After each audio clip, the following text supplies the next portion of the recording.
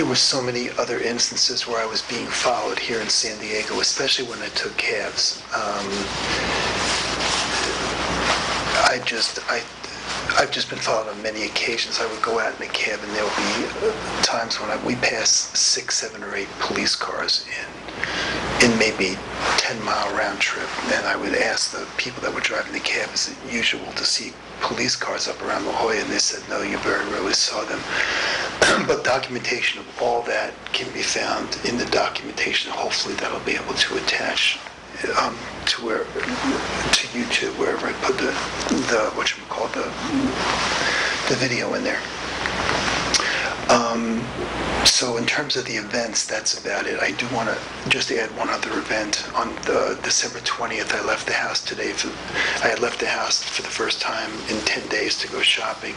I, again, eat mostly turkey cold-cut sandwiches and cheese. The cheese is pre-sliced and stored in vacuum-sealed packages that can be resealed once you cut them open. But you have to initially cut them open. I keep all of these items together in a plastic shopping bag that I tie up. It's easy for me to monitor these items for tampering. As I've stated before, Greenwald has tried to poison me on 2 different occasions by putting rat poison on turkey. I had 4 packs of sealed cheese that I hadn't cut open yet. One of which was open. When I returned home on the 20th after shopping, I inspected the bag. All of the packages of sealed cheese had been tampered with. As he had previously done with my towels, Greenwald had opened one of the packages in the corner, urinated, I'm not kidding you, in the package, and then resealed it up. He had urinated in the package. I mean, this guy is so clearly, this guy's psychological growth stopped at the point of his initial physical or sexual abuse, which I'm assuming was right around potty training time. I bet dollars to donuts that it was an older male caregiver. And his social, emotional development hasn't gone past 13. I mean, psychologically, he's 3 years old. Emotionally, this guy's an enraged 13 or 14 years old. All the people that he has in his life are the exact same way. This is the kind of sewer the Denver, San Diego, and Vancouver police have been swimming in. If you think corrupt police officers that swim in this sewer are any different than Greenwald, then you are denying reality. They are every bit as disturbed, they're every bit as sadistic, and they're every bit as evil. And again, I can't reiterate to you enough, there are good men and women on these police forces. I know it. I could mention some of them on the Denver police force, but I know they'd go through hell if I did that. But these people, you folks on the police force, you know that this is happening. You know Sean May was murdered by organized crime, that are people that are connected up to people on your police force. You have to band together, because I know you probably know who each other are, and come out together and talk against this. This is eating at the very fabric of our society. We can't live in a free society if you don't have the ethics and the integrity to stand up to this. Yeah, I know the people, 4 police officers, may have gotten paid back with that kind of integrity by being killed. I don't know if that's what happened, but it could have been what happened. But I mean, people are dying for us every single day in Afghanistan and across this world. And these police officers, your colleagues, are spitting on their graves. They think America is a bunch of suckers. They can't believe that they're getting away with what they're getting away with. And they know that they're getting away with this kind of corruption because they believe that the American people are psychological cowards who couldn't admit something this catastrophic in their democracy is happening. This is really admitting that we don't really truly live in a true democracy right now. And there's nobody in this country that's going to be real easy to admit to themselves. You know? And these police officers are spitting in our faces. They're laughing at us. They think we are a joke. They can't believe we are such psychological and emotional cowards that we can't face up to this. They can't believe that the government officials are letting them get away with this and won't say anything about it and just care more about covering their butts in their own political careers. They can't believe the media puts up with this. Because the media knows they don't want to tell American people something the American people don't want to hear. And I think you can imagine what would happen if it got out that 70% of our police forces are completely corrupt and involved with organized crime.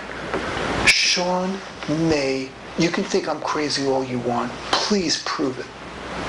Sean May was murdered by the Denver police.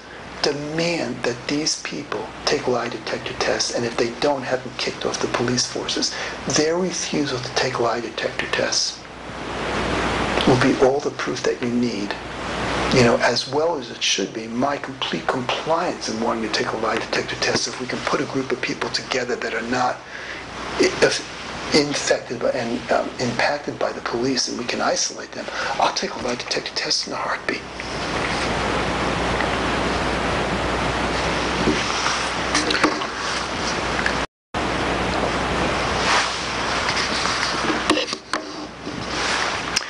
Listen, it's going to be real easy for you to just ignore this. You can look at this and say, this guy, me, he's nuts. We don't have to listen to this.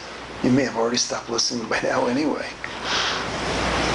And you can just go back to watching Martin Scorsese and HBO spend millions of dollars on sets and costumes, turning these sociopathic filth into the next great American folk heroes, the Greenwalds of the world. That's not fair. I love HBO. I shouldn't be singling them out. Martin Scorsese's a great director, but we're so blessed without having censorship in this country, and we can put out anything out there that we want to. But great directors like Scorsese should monitor and censor what he's doing himself with some sort of sense of ethics, as well as HBO should. You can go back to watching that crap, or you can, make a decision to really take a stand here, because there are a lot of things that we can do. And one of them is we can start to begin to have an ethical revolution in this country. And let me talk about that a little bit more. Okay, so if this ethical revolution is going to occur, then we all have to have a better understanding of how conscience is formed. During the first 18 months of life, the parent and the child, or the significant caregiver and the child, have what's called a symbiotic relationship. If you can imagine two circles intersecting to some parts and overlapping. And that symbiotic relationship means joining into one, more so for the child than for the parent. Not always, but more so. And that symbiotic relationship is necessary so the child can get its very most basic needs met. And those needs are food, physical safety, warmth and nurturance, and unconditional positive regard. Unconditional positive regard are the building blocks of positive self-esteem. And those messages, that unconditional positive regard, is given in a non-verbal way. It's given rather with tone of voice and with facial expressions. You see, kids are egocentric, not egotistical, but egocentric. When you take a little toddler, and you have an object and you're showing to them and you put it behind your back, as far as that child is concerned, if they don't see it, they are so egocentric, it doesn't exist in the world. Okay, so they do a lot of mirroring. If they look up and they see a smiling, happy, beaming face, you'll know that when you do that with your baby, what do? They smile and they beam right back at you, because it's filling them with that love. They're reflecting it. They're seeing themselves in you. That smile is all about them, to them, because they're that egocentric. So everything in the world that goes on around them, they take credit for or they blame themselves for. And this sense of egocentrism goes on well until the age of 6, 7, and 8, in some cases maybe 40 years old. But it's something that's also called, Jean Piaget, who did a lot of work on how the brain develops, cognitive development, talked about something about object constancy, which kind of meant that at this stage, with the child being so egocentric, if the object isn't constantly in front of that child where they can see it, as far as they're concerned, it doesn't even exist. So the child gets a lot of those messages non-verbally. So when they see a soft, caring tone of voice, a loving tone of voice, and all the smiles and all of that, and the warmth and the hugs, that's how they're getting all these messages that are basically saying to these children, welcome to the world. You're a wonderful addition to this world. You're perfect and you're wonderful just the way you are. We love you just the way you are. You don't have to change anything about yourself. Just welcome into our family and welcome to this world.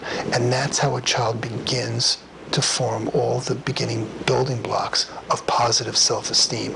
Now, the extent to which we can give those building blocks, especially because it's non-verbally, is going to be directly related to how happy and content we are, and basically how well we love ourselves. We can only love ourselves. We can only teach somebody else to love themselves in such a non-verbal, almost instinctive way that's directly analogous to how much we love ourselves as well. And since I don't know anybody that knows how to love themselves 100%, each child is going to get some, for lack of a better analogy, some missing pieces of those building blocks. So that when the child separates, and separation is supposed to occur between 18 months and 5 or 6 years of life. Separation, healthy separation, is essential for a child's sense of well-being, a child's sense of self and their sense of well-being. And that separation occurs between 18 months and 5 or 6 years of life. So following that analogy, when the child separates, the fewer missing pieces that it has in knowing how to love itself and give itself positive self-regard, the healthier it's going to be. Okay? Now, so when the child is separated at 5 or 6 years of life, or 10 or 50 years of life, when that child is separated, the more building blocks of positive self-esteem that it has, the healthier and the happier it's going to be, because it's going to know how to love itself. Now, the building blocks that are missing are directly related to the amount of conflict, internal conflict and interpersonal conflict that's going on in the family, and the amount of trauma that the child experiences to that extent. So there's a spectrum from least severe to most severe. Okay, so on the least severe side, something we all experience may be like emotional neglect. We can't always get exactly what we want, and our parents can't always be there 100% of the time, so there'll be some missing pieces with that. And then a little bit, slightly more severe might be emotional abuse that may happen if a parent loses its temper, or a sibling loses its temper. Then you have psychological abuse, and then, or psychological neglect, and then psychological abuse, and then you start getting into parents that are experiencing substance abuse who are going to have a lot more difficulty about giving unconditional positive regard, because they're going to be emotionally absent in a lot of ways. And then you get into things like physical abuse and sexual abuse.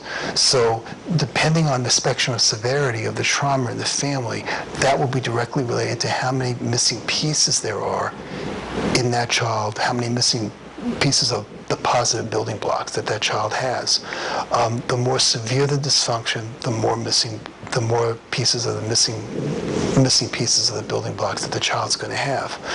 And as we grow up, those missing pieces remain in that child, for lack of a better term. I'm assuming most of you have heard the term the wounded child, the inner wounded child.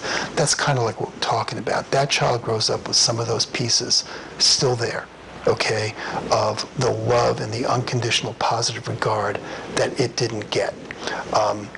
And as we